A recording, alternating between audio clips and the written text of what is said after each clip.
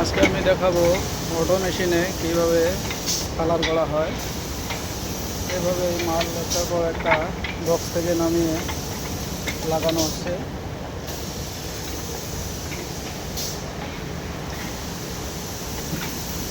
এটাই হচ্ছে অটো মেশিনের পাওয়ার কন্ট্রোল মেশিন।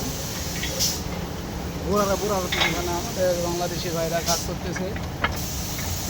এটা অটো মেশিনের আজকে লাগানো হচ্ছে আইসক্রিম গাড়ি।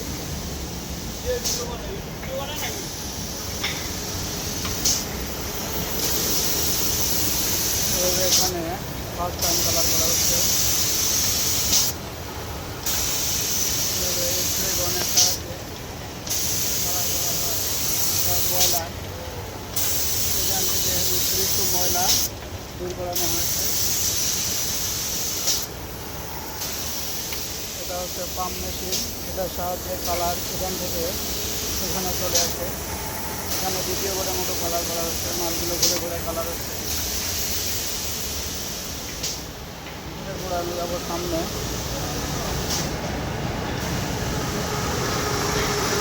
এটা হচ্ছে স্প্রে মেশিনের সেন্ডিং মানে সিরিজ কাগজ দিয়ে এখানে মালগুলো মসৃণ করা হচ্ছে।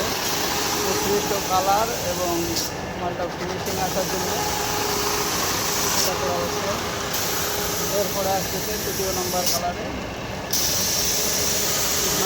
কালার হচ্ছে এগুলো হচ্ছে চেয়ারের পায়া, আমরা বলি চেয়ারের খুঁটি, এখানে বলে মালয়েশিয়ান ভাষায় বলা হয় কাঠি। যেহেতু এগুলো প্রায় আইসক্রিম আকৃতি, তাই এগুলোকে আইসক্রিম কাঠি বলা হয়। এখানে 3 নম্বর কালার স্প্রে হচ্ছে। এখানে একটা পাম্প মেশিন রয়েছে, কালারের বাল্ব রয়েছে। এখানে হাওয়া দেওয়ার জন্য, মাল শুকানোর জন্য হাওয়া দেওয়ার জন্য এখানে ফ্যান লাগানো আছে, একটা ফ্যান।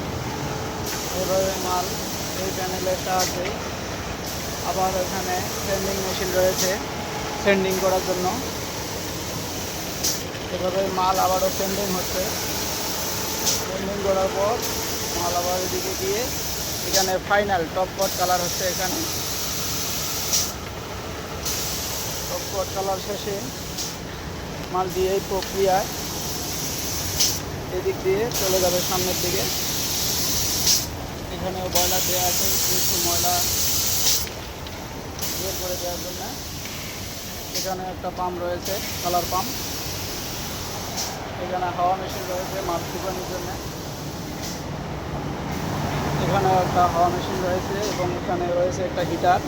এই হিটারের সাহায্যে মাল 35 থেকে 40 ডিগ্রি তাপমাত্রায় মাল শুকানো হয়ে থাকে।